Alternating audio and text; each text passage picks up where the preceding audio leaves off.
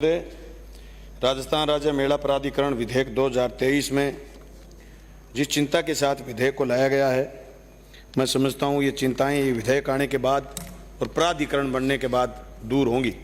सभापति महोदय, मैं जिस विधानसभा क्षेत्र भादरा से आता हूँ उसमें गोगामेड़ी उत्तरी भारत का सबसे बड़ा सांप्रदायिक सौहार्द का मेला है, जहाँ गोगा जी का पीर दरगाह बनी हुई है और गोगा पीर के नाम से गोगा जी की धोख लगाने के लिए लोग आते हैं। सभापति महोदय, पिछली बार सरकारी आंकड़े की बात करें तो 27 लाख के करीब लोग एक माह में आए थे और आए दिन वहाँ लोग 7वीं 8वीं 9वीं 3 तिथियों में आते हैं। हमने कुछ मेले की व्यवस्थाएं सुधारने का काम करा।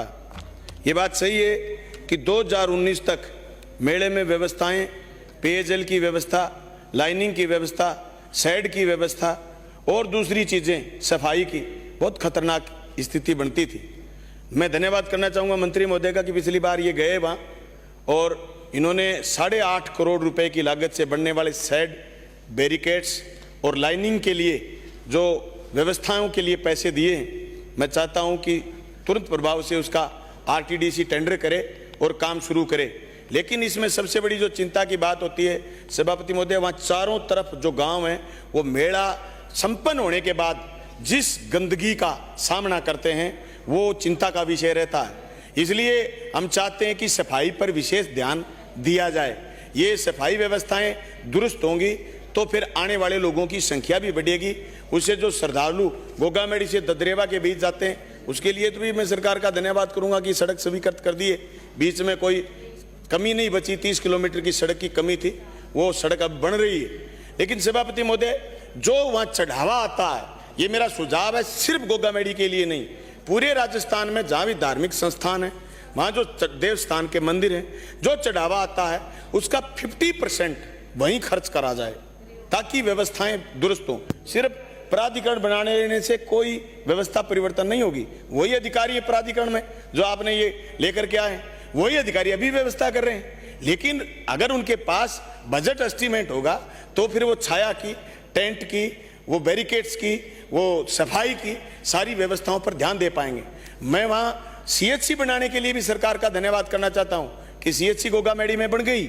लेकिन जो व्यवस्थाएं हमें चिंतित करती हैं वो व्यवस्थाएं जब अचानक भीड़ आती है, उस भीड़ की व्यवस्था के लिए जो आपने बजट दिया है उसको तुरंत प्रभाव से लागू करने की जरूरत है। सभापति महोदय, जो वहाँ सफाई की व्यवस्था है उसके बाद जो मक्खियाँ पैदा होती हैं, हालांकि पिछली बार दवाई का छिड़काव हुआ, मक्खियाँ नहीं हुई, लेकिन उसके 10 दिन बाद 5 दिन बाद जो ही बरसात हुई मक्खियाँ पैदा हुई। ये सारी स्थिति पूरे राजस्थान के मेलों में देखी जाती है। बहुत साल पहले बचपन में रामदेवरा गए थे, वो दृश्य भी आज भी याद है। इन सारे संस्थानों में, धार्मिक संस्थानों में काम करने की सरकार थोड़ा सा खर्चा लगता है सभापति महोदय। हमने कृषि विभाग को जिम्मेदारी दी कि आप 1 महीने तक छिड़काव करेंगे दवाइयों का। वो जानते हैं कि कौन सी दवाई है जो मनुष्य के शरीर पर अटैक नहीं करेगी।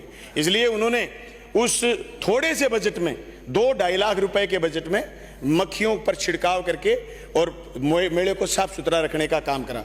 ये अकेले गोगामेड़ी की चिंता नहीं है, ये पूरे राजस्थान में जिस तरीके से सालासर में भीड़ बढ़ती है, खाटू श्याम जी में भीड़ बढ़ती है, जिस तरीके से हर मेले में भीड़ बढ़ती है, उस भीड़ को हम अच्छी सुविधाएं देंगे तो ये महसूस होगा कि ये देश 30 त्योहारों का देश है। ये देश यहाँ विभिन्न संस्कृतियों का देश है। कहते हैं कि थोड़े दिन पहले जब दुनिया भर में अर्थव्यवस्था मंद गति में आ गई थी तो हिंदुस्तान में नहीं आई। उसके लिए जो आर्थिक लोग थे, अर्थशास्त्री लोग थे, उन्होंने कहा कि हिंदुस्तान 30 त्योहारों का देश है, यहाँ हमेशा रंगत रहती है। उस रंगत को हम बढ़िया रूप देने का काम करेंगे। मैं जो ये इस बिल को जनमत जानने के लिए जो मैंने प्रस्ताव दिया था, मैं इस बात के साथ, इस उम्मीद के साथ वापस लेना चाहूँगा कि आज के बाद, इस बिल के आने के बाद हम व्यवस्थाएं ऐसी चाक चौबंद करेंगे, न तो खाटू श्याम में भगदड़ होगी, न गोगामेड़ी में भगदड़ होगी, न कोई दोबारा मेहरानगढ़ होगा।